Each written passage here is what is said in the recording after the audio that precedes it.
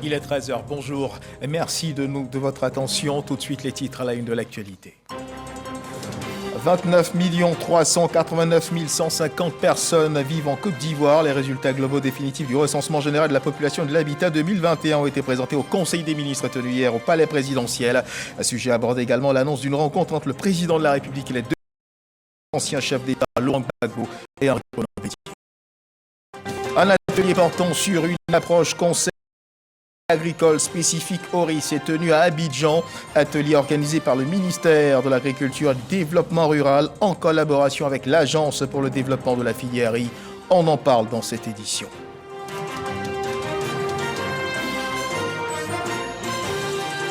Et puis au Nigeria, suite à une attaque minutieuse et synchronisée perpétrée contre la prison de Kuje à Abuja, près de 900 détenus se sont évadés, 443 sont encore disparus. Les autorités nigérianes attribuent cette attaque aux rebelles, extrémistes, islamistes. Voilà pour l'essentiel. Oui, bonjour à tous et merci de nous suivre. Depuis la nuit d'hier, 3 heures et peut-être même plus tôt, par endroits, des pluies ont été enregistrées sur le district d'Abidjan, des gouttes de pluie qui peuvent être à l'origine de dégâts incommensurables, comme vous le savez certainement, selon les informations météo mises à disposition par la Sodexam. Cette situation pluvieuse se poursuivra tout au long de cette journée. L'on note une certaine accalmie au niveau de la zone de Cocody en ce moment. Pour ce qui concerne le point côté sapeurs-pompiers, aucune intervention signalée pour l'heure, juste une alerte côté Carrefour 9 kg, rivière à Palmeraie. Et si vous êtes au chaud et à l'abri de toute forme d'inondation, restez-y. Au cas échéant, quittez les zones à risque. Appel donc à la vigilance et à surtout rester attentif aux messages d'alerte du gouvernement. Du côté du palais présidentiel, un conseil des ministres s'est tenu hier mercredi. Conseil des ministres présidé par le chef de l'État, son Excellence Alassane Ouattara. Plusieurs questions essentielles ont été abordées au cours de ce conseil des ministres. La présentation des résultats globaux définitifs du recensement général de la population de l'habitat. L'annonce d'une rencontre entre le président de la République et les deux anciens chefs d'État, Laurent Gbagbo et Henri Konan Bédié. Le point de cette rencontre avec Awa Touré. Le Conseil des ministres, ce mercredi 6 juillet, présidé par le chef de l'État, le président de la République Alassane Ouattara, a adopté un projet de loi portant modification de la loi du 9 octobre 2001 relative à la composition, aux attributions et fonctionnement de la commission électorale indépendante. Cela conformément aux conclusions du dialogue politique de mars 2022 initié par le gouvernement. Ce projet de loi crée 2 nouveaux postes de membres de la commission centrale de la CEI et des commissaires locaux. Ces postes seront dévolus pour l'un à une personnalité proposée par le parti au pouvoir et l'autre à une autre personnalité désignée par l'opposition. Il institue en outre un 4e poste de vice-président au sein du bureau de la commission électorale indépendante. Financement partiel du projet de développement intégré du Wassoulou dans le nord-ouest du pays. Le Conseil a autorisé la ratification d'un accord de prêt conclu entre la Côte d'Ivoire et la Banque ouest-africaine de développement. Ce projet vise à renforcer les échanges transfrontaliers en contribuant à la sécurité alimentaire et à la réduction de la pauvreté dans les zones d'intervention. Le projet prévoit, entre autres, la construction de 2 barrages d'une capacité totale de 18,3 millions de mètres cubes et l'aménagement de 249 hectares en aval des 10 barrages pour la riziculture, le maraîchage, la construction de marchés régionaux et la réalisation de 77,5 km de pistes de désenclavement sur les sites de production. Le compte-rendu du groupe consultatif. Le gouvernement salue la forte mobilisation des partenaires au développement.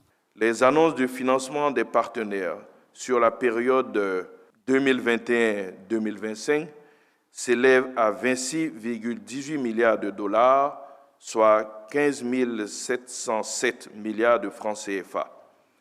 Ce niveau de mobilisation exceptionnel représente une réalisation de l'objectif du groupe consultatif de 168,2%. Ces contributions exceptionnelles des partenaires représentent en effet près de 70% en plus par rapport à l'objectif fixé de 9 335,6 milliards de francs CFA, soit 15,5 milliards de dollars pour les besoins de financement destinés à l'investissement public. Toujours au titre du plan et du développement, le Conseil a examiné les résultats globaux et définitifs du recensement général de la population et de l'habitat réalisé sur la période du 8 novembre au 14 décembre 2021. Il en ressort que la population vivant sur le territoire ivoirien se chiffre à 29 389 150 habitants, comprenant 22 840 169 personnes de nationalité ivoirienne, soit 78%, et de 6 435 835 personnes de nationalité non ivoirienne, soit 22%, pour un nombre total de ménages ordinaires de 5 616 487, ce qui nous donne une taille moyenne de 5,2 personnes par ménage. Le gouvernement a également entendu une communication relative aux résultats du BEPC. Ces résultats donnent cette année un taux de 28,89% d'admis. Nous avons eu 519 449 candidats avec 150 081 admis, ce qui donne donc ce taux de 28,89%. Amélioration des conditions de vie des populations, le Conseil s'est penché sur la question de la cherté de la vie. Le gouvernement continuera donc les efforts pour protéger le portefeuille de l'Ivoirien. C'est en cela que les mesures de plafonnement donc, de certains produits ont été maintenues, notamment en ce qui concerne le gasoil.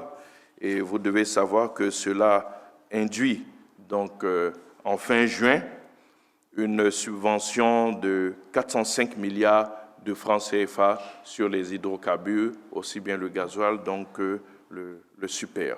Le porte-parole du gouvernement a par ailleurs indiqué que la rencontre du président de la République Alassane Ouattara avec les anciens chefs d'État, les présidents Henri Konan Bédié et Laurent Gbagbo, aura lieu le 14 juillet. On reste au palais présidentiel où le président Alassane Ouattara a accordé une audience au prix Nobel de l'économie Esther Duflo. La lutte contre la pauvreté en Côte d'Ivoire et les solutions les plus efficaces et les plus rapides à envisager étaient au cœur de ces échanges. On retrouve Awa Touré. À Abidjan, dans le cadre de l'école d'été méthodologie du développement destinée aux chercheurs et décideurs, la lauréate du prix Nobel d'économie 2019, reçue par le président de la République Alassane Ouattara, l'occasion d'évoquer avec le chef de l'État les questions liées à la lutte contre la pauvreté. Nous avons parlé de l'importance pour le pays de s'attaquer au problème de la pauvreté. Il y a encore 38% de gens qui vivent dans la pauvreté en Côte d'Ivoire. C'est mieux qu'il y a plusieurs années, mais il y a encore du travail à faire. Nous avons évoqué certaines pistes et certaines possibilités de travail commun pour réfléchir à des solutions les plus efficaces et les plus rapides possibles. Le président a insisté sur son impatience à résoudre ces problèmes. Tous les problèmes des gens qui vivent dans la pauvreté, que ce soit la mortalité infantile, l'éducation, l'accès à l'emploi, le plus rapidement possible. Madame Esther Duflo s'est par ailleurs félicitée de la détermination du président Alassane Ouattara à lutter contre la pauvreté. Loin des parvis du palais présidentiel, la commission de la concurrence a organisé un atelier de renforcement des capacités d'acteurs économiques et organisations professionnelles sur les textes régissant la concurrence. L'objectif étant de contribuer de manière efficiente à l'amélioration du niveau de mise en œuvre des textes communautaires de la concurrence, une sensibilisation qui permet de garantir et de favoriser l'émergence d'un marché ouvert et concurrentiel en Côte d'Ivoire. Jean-Luc Bango nous en parle. La commission de la concurrence poursuit la sensibilisation des acteurs économiques sur le fonctionnement et la réglementation du jeu de la concurrence. L'objectif étant de mener la surveillance du marché afin de déceler et réprimer les dysfonctionnements liés aux pratiques anticoncurrentielles. Sans régulation, vous avez un marché désordonné où il y a des possibilités de cartels, d'entente, de positions dominantes. Il faut le régulateur pour mettre de l'ordre et dire aux gens, voilà ce que vous pouvez faire, voilà ce que vous ne pouvez pas faire. Et voici les voies de recours quand vous êtes dans une situation de faiblesse par rapport à certaines grandes entreprises ou moyennes.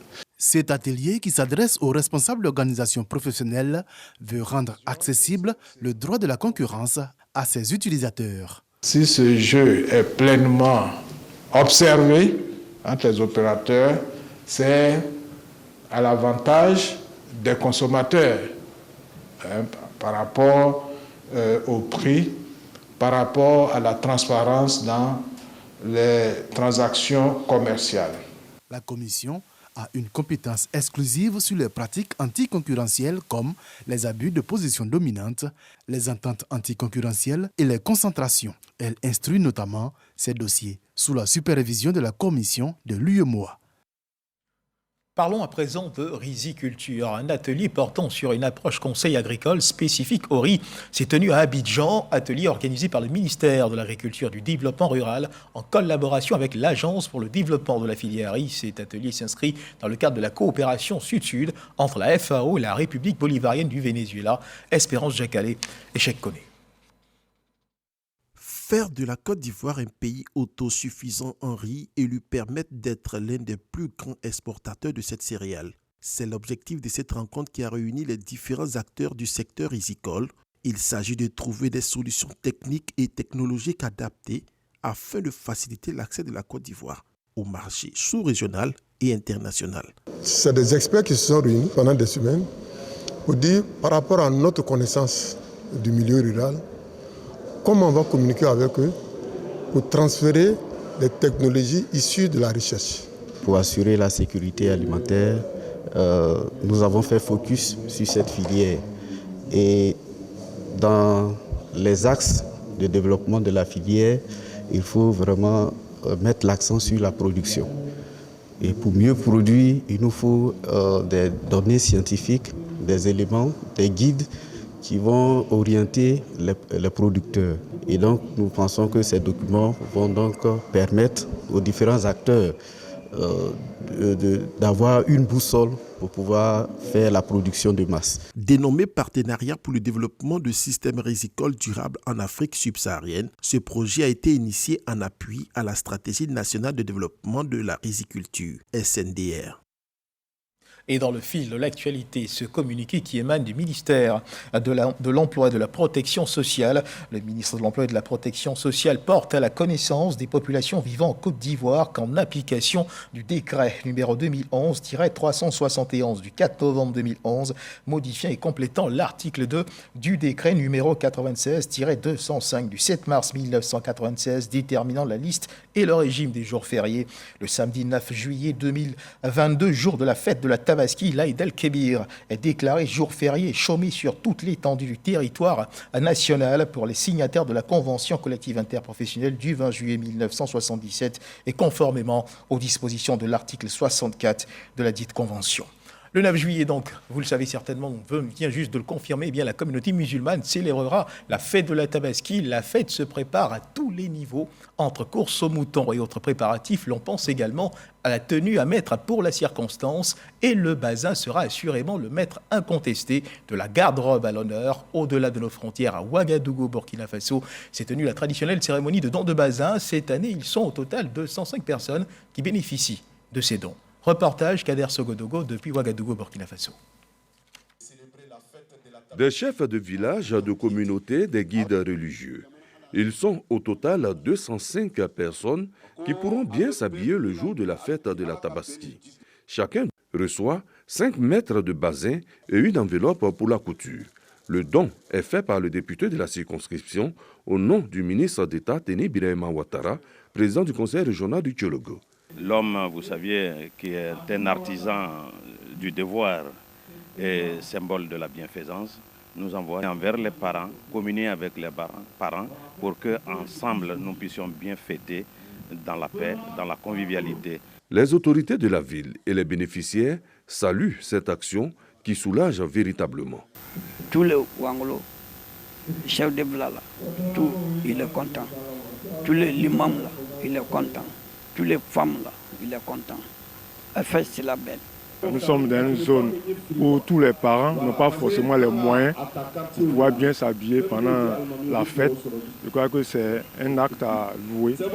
Donc je crois qu'il a encouragé pour ce qu'il vient de faire ce matin. La fête de la Tabaski, l'Aïd el-Kibir ou la fête du mouton est prévue pour le 9 juillet 2022. Voilà les populations de Ouangolodougou qui recevaient donc des dons en basin pour passer cette fête de Tabaski dans d'excellentes conditions. À suivre à présent l'évolution de la Covid-19 en Côte d'Ivoire.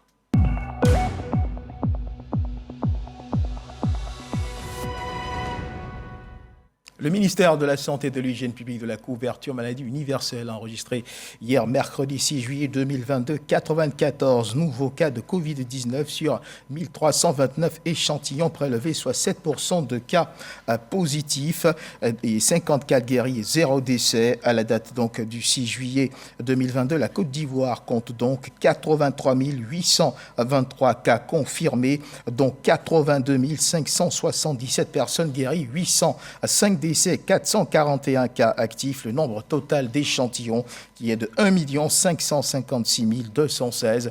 Le 5 juillet 2022, 8 194 doses de vaccins ont été administrées, soit un total de 14 904 910 doses du 1er mars 2021 au 5 juillet 2022.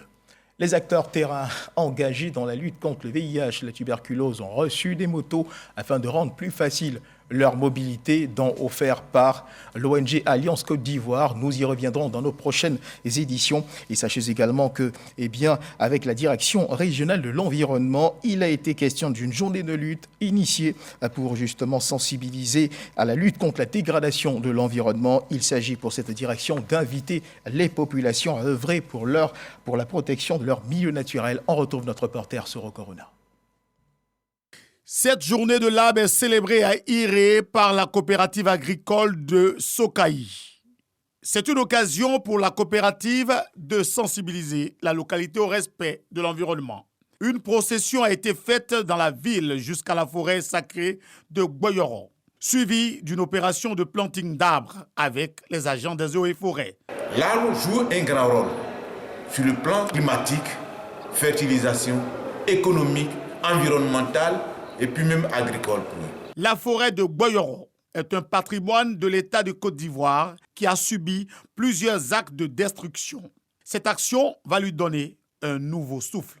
Celui qui a planté un arbre avant de mourir n'a pas vécu inutilement. En ce sens qu'il aurait ajouté quelque chose à l'humanité. L'arbre donnera des fruits, ou tout au moins de l'ombre, à ceux qui naîtront demain. La coopérative Sokaï a profité de cette journée de l'arbre pour parler de son bilan et de ses perspectives aux populations de Iré.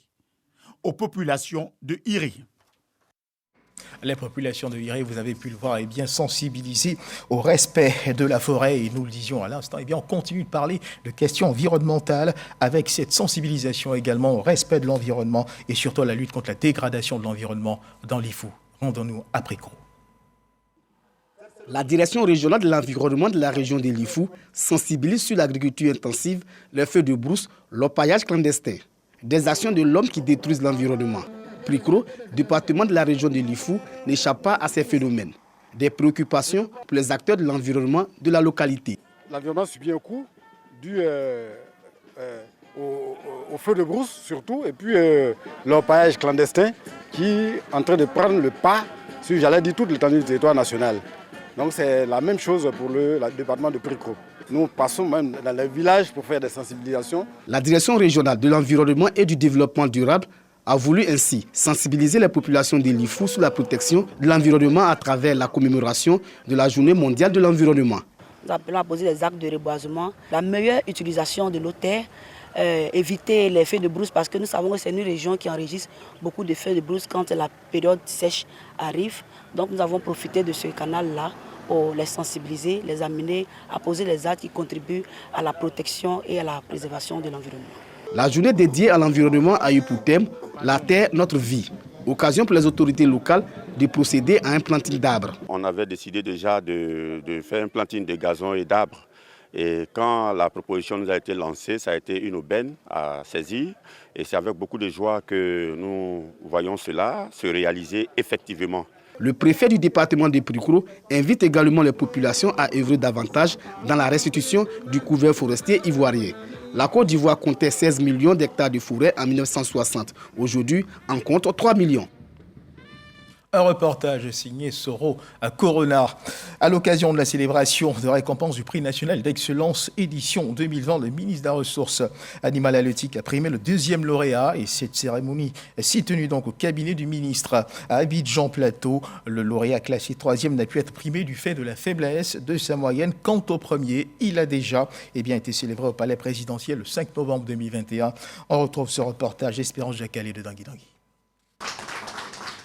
Récompenser le lauréat classé deuxième du prix national d'excellence en lui remettant un trophée, une attestation et un chèque d'1 500 000 francs CFA, c'est l'objectif de la cérémonie de ce jour.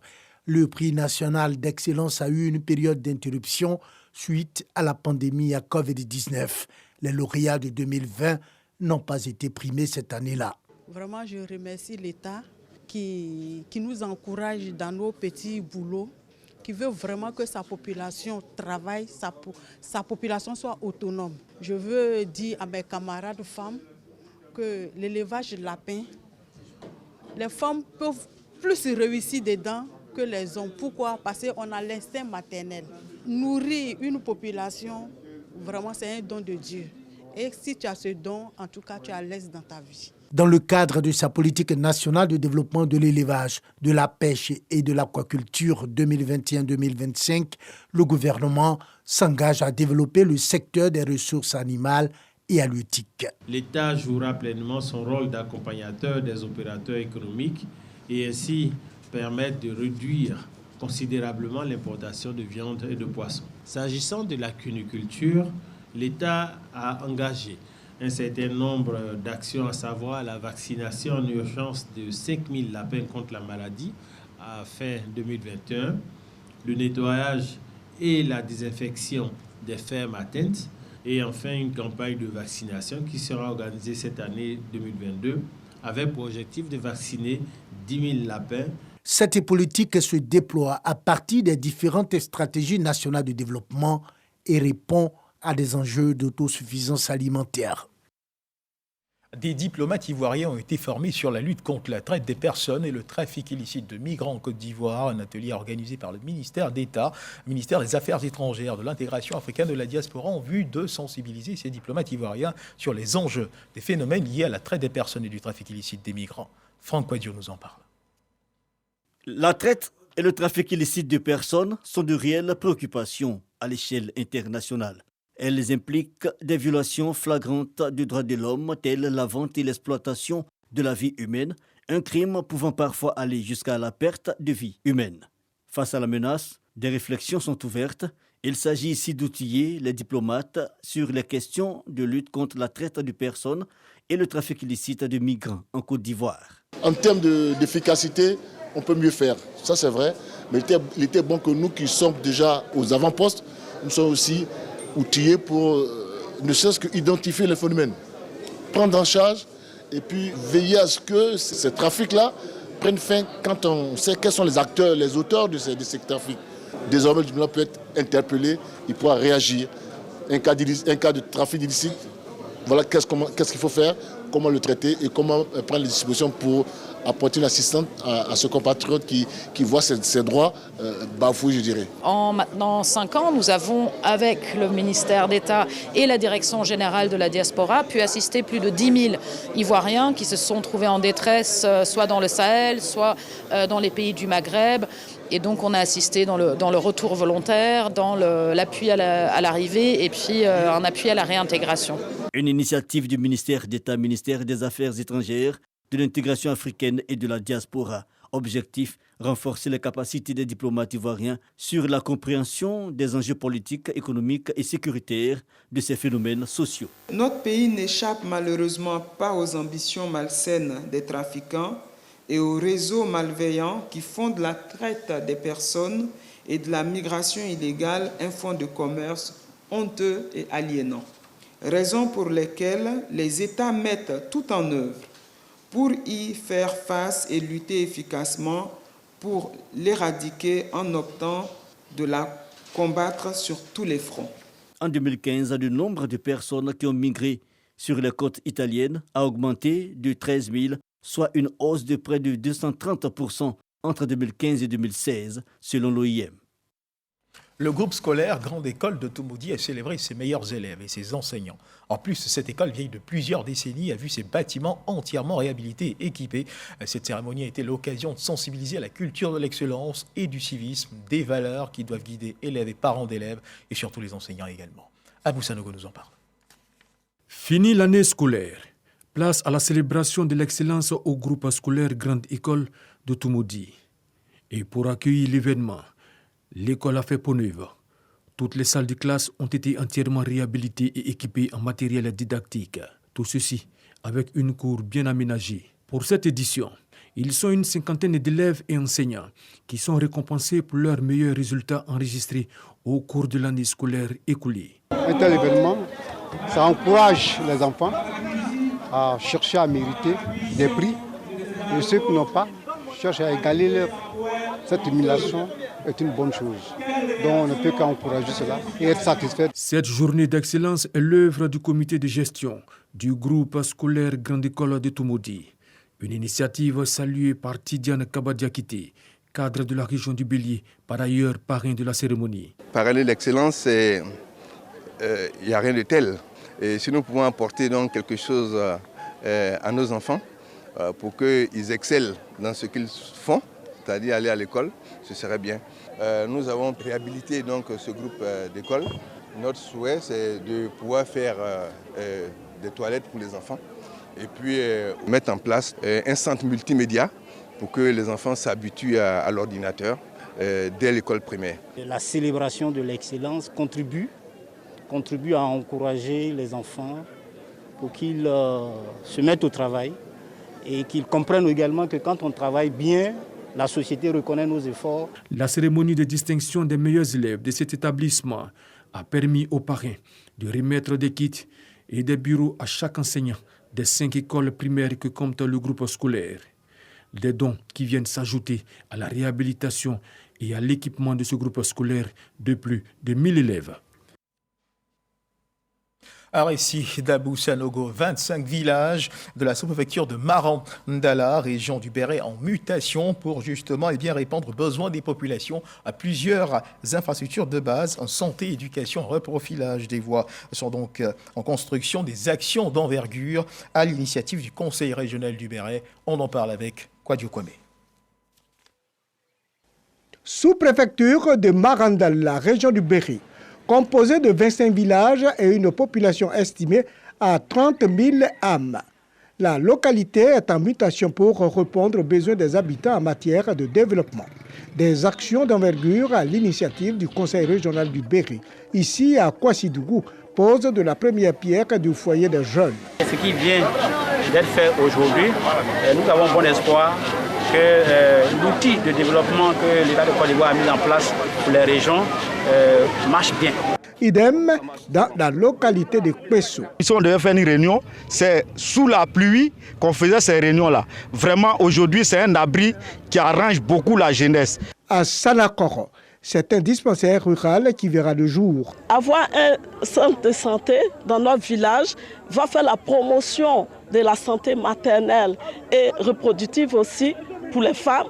Et les hommes aussi vont comprendre l'importance de suivre la grossesse de leurs femmes. Dans le village de Niakambi, un logement de la sage-femme est prévu, ainsi que la finition de la maternité. Nous qui vivons en zone rurale, et avec ce genre de coups de pouce, ça nous booste et ça nous permet de bien travailler. Bientôt à Djedougou, un forage pour le village. Les femmes quittent ici pour aller jusqu'à au moins à 2 à 3 km pour aller chercher de l'eau, pour venir.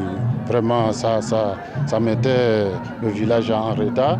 Aujourd'hui, je pense bien que le développement est bien arrivé. Ces actions de développement précède la deuxième réunion du conseil régional du Béré à Marandala, chef-lieu de sous-préfecture.